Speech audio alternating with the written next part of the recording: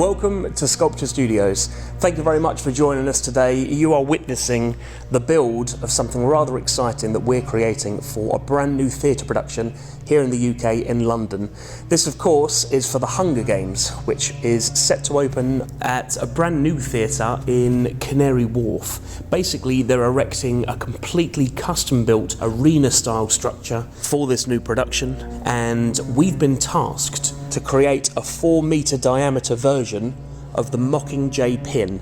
Anyone that's familiar with the Hunger Games, with the movies particularly, you'll know that this emblem soon represents Katniss Everdeen and her endeavours, as she's known as being the Mockingjay. We only have a couple of months to create this. So first of all, thank you very much for coming to Sculpture Studios and entrusting us with the work, but we need to make sure that we get everything completed: polystyrene carving, fibreglass, metalwork, artwork, so that everything's ready to go by the time the show opens. This should be a fantastic bit of carving for me, as it's pure polystyrene, and this is the best part of the job I love.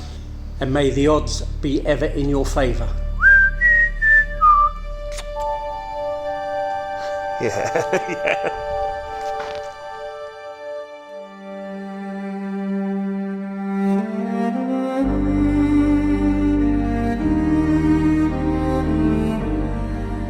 To all of our existing followers, welcome back for something special. And for those who are new to our channel and joining us for the first time, or rather volunteering to come and watch, this is the kind of project that we love to take on here at the studio.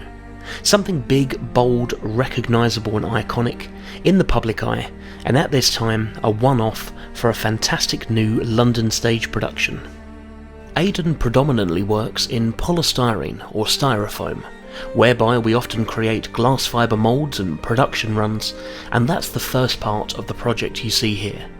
1/4 of the external ring is being hand carved, where we create a fibreglass mould and replicate the cast 4 times. The Mockingjay itself is also being blocked out in polystyrene, and working from the provided 3D files and concept images, this is brought into full 3D in our rudimentary style. A few basic hand tools is pretty much all that Aden here needs to bring this sculpture to life.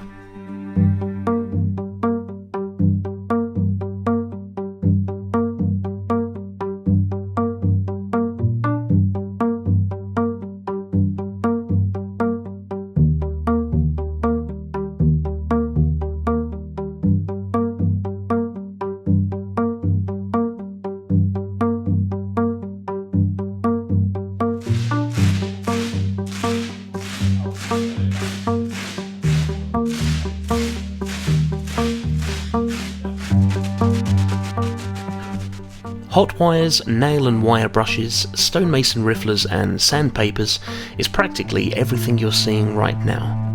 In our mind we think sure, a computer could spit this out, but where's the passion, where's the drama, and where's the theatre? And theatre's very much the name of the game here. Sometimes it's not always about the final destination, it's about the journey, you know what I mean?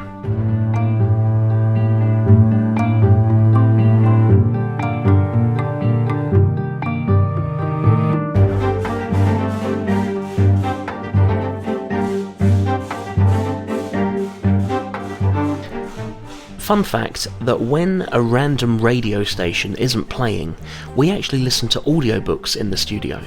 These are perfect for long journeys or endurance or creative tasks where your mind isn't already engaged with anything too analytical, and for this project we actually downloaded the full series of the Hunger Games audiobooks. Over the past few years we've worked our way through the entire Jack Reacher series, the collective works of Arthur Conan Doyle's Sherlock Holmes, The Lion, the Witch and the Wardrobe, Harry Potter, Lord of the Rings, His Dark Materials, but on this occasion the stories by Suzanne Collins really set the tone for the project.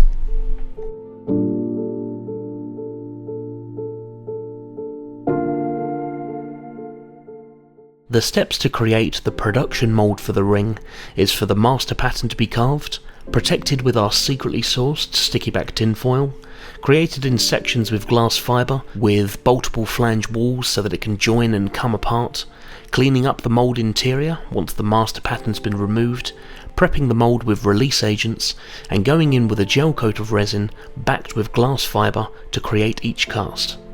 The important thing is that either end of the master pattern is identical from the start, as these sections will need to butt up perfectly to one another once the forecasts have been made.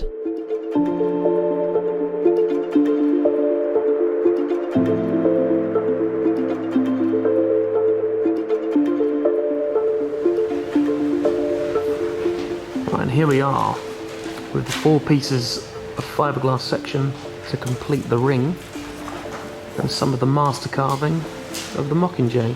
Any thoughts so far, Mr. Hynes? Yeah, it's taken time.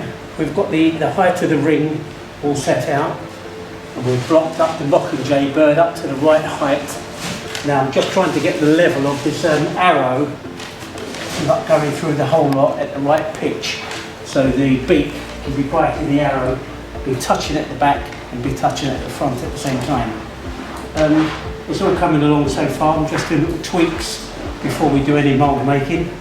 Send the whole photograph to the client, see if they're happy with it before we start any casting and the hard coating. But so far so good.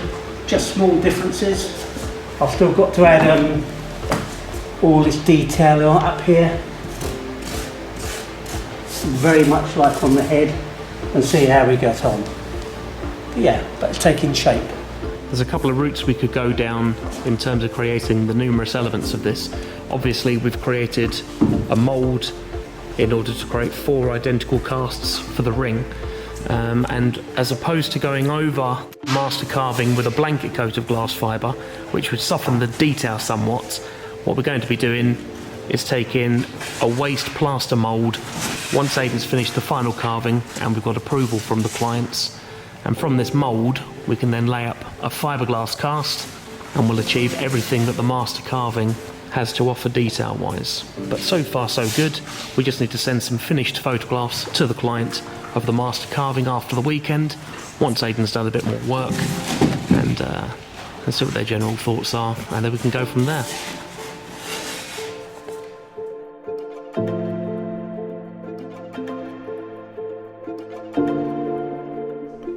Aside from the time it takes to create the waste plaster mould, this is a cost-effective method to really achieve the true form of the master carving without blanket coating and spending a lot of time trying to get that finish back.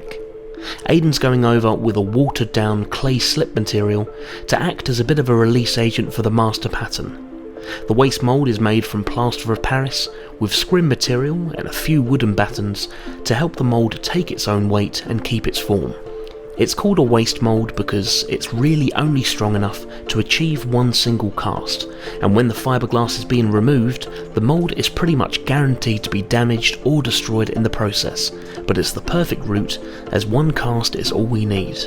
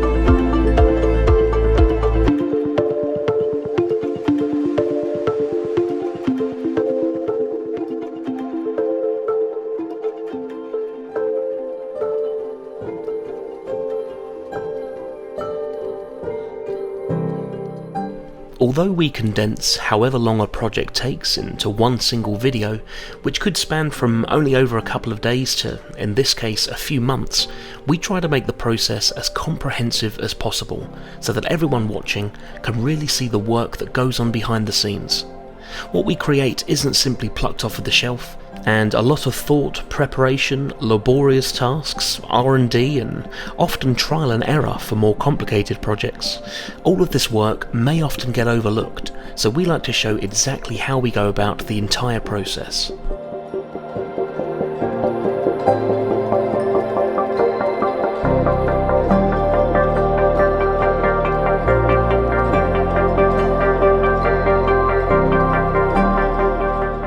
Here, after Aden and Ruth have dug out the master pattern, they're cleaning up the interior of the mould with a busk.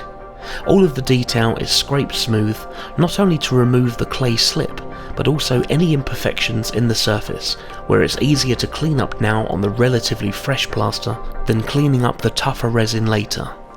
Another release coat is added, before we go in with a gel coat of resin backed by glass fibre. Naturally, we have to make this strong and durable for outdoor use for, hopefully, a long and successful run of the show.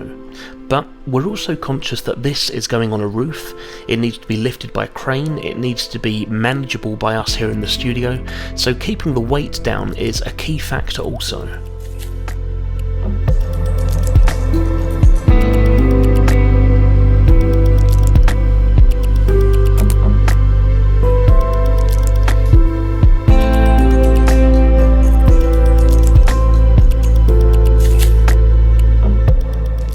Once all of the cast pieces have been extracted from the moulds, everything is cleaned up extensively. The whole crew joins in with this part of the process, and I mean the whole crew.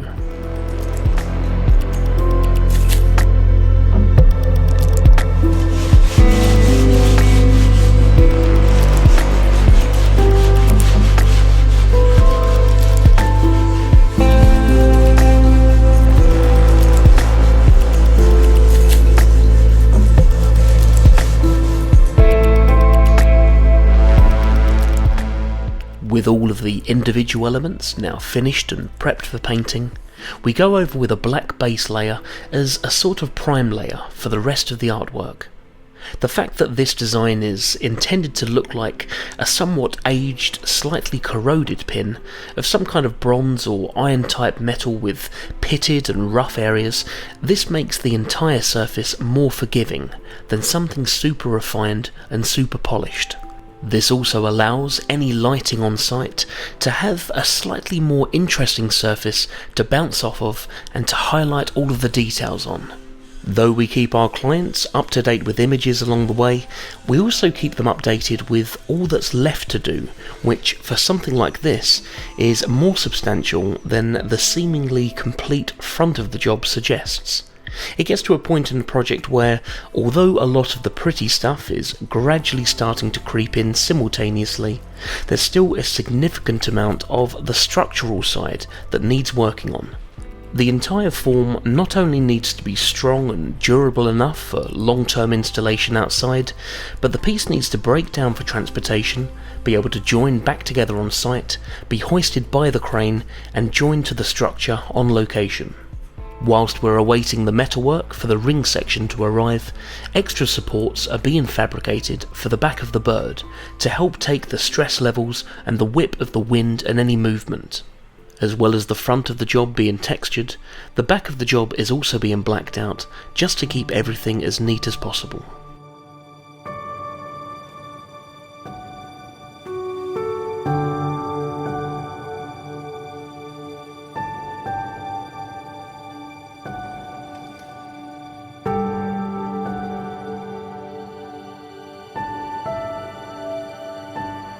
One thing that makes our work different to a machine creating something is we don't think a machine gets quite the same amount of enjoyment out of it as we do. Sure, the polystyrene carving is what Aden enjoys most, but seeing something come together from simply a concept on a page to being blown up in scale and making that concept a reality, there's something uniquely satisfying about that. The fact that this is going to be out in the open and open to the public is also an extra reward, and it's like being paid twice over. For both myself and my brothers, who have all worked in the family studio, we've also all been involved in the theatre at some point in our lifetimes. Though this is mainly performing on the stage, to be involved in the work that goes on behind a production, or in this case the front of house, is also a great way to contribute, and as anyone in the theatre industry knows, it takes a lot to put on a show. What I'm doing here now, we've textured the whole surface and we've broken it up into areas where it's looking like it's decayed metal. We've put a black primer on, and we're going on with a kind of antique bronze effect here, which is really nice. And we're using a theatrical technique where you dry brush. So the brush is practically dry, and you lightly go over the top, and it brings up the surface. But I think that looks fantastic. However, it's sewn from 40 foot, and I know from working in the theatre, you have to make things just a little bit bolder. So on top of here, on top of the bronze, we're going on with the lemon gold, just to really highlight it. So when the lights are shining up, it shows it nice and bright and gold, and give it a beautiful effect all round. It takes time, and it takes layers and layers and layers of build-up. But I'm going to spend a few days on this now.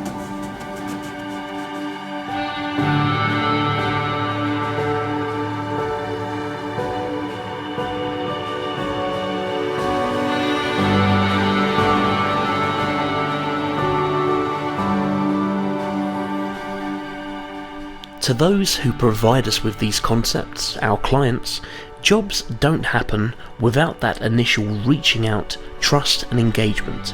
So we'd like to take this opportunity to thank Olivia Nunn especially, and her team at Runaway Entertainment. There were many cooks involved in all aspects of the build for this production, and absolutely no doubt a lot of juggling all round. But Olivia provided us with a solid point of contact and was a fantastic liaison throughout the process. Approaching the home stretch for our part of the build, we're here, we've had the main metalwork for the ring arrive at our studio. We've had 4 individual quarter sections of rolled box steel created, which we can then install in the reverse side of our glass fibre. We've also had an additional 2 quarters made that we can pre-drill to identically match our frame here in the studio, that we can then provide to the fabricators for the frame being mounted on the roof. The idea is that when this is lifted and offered up to the frame on the day, there should hopefully be very little work to join everything together. We've added extra bars and created an instructional video just to ensure that everything travels properly, and we've done everything that we can to have this finished in really good time for them. We've actually managed to get our part of the work completed a couple of weeks early, and this is to allow the fabricators as much time as possible at the other end to ensure that this goes up without any issues. But it's a hell of a venture to get everything running smoothly and to work out the kinks and the logistics of something absolutely brand spanking new, both the show and the venue. We wish this production every success, and let's get this bird in the air. We've got an opening night to meet.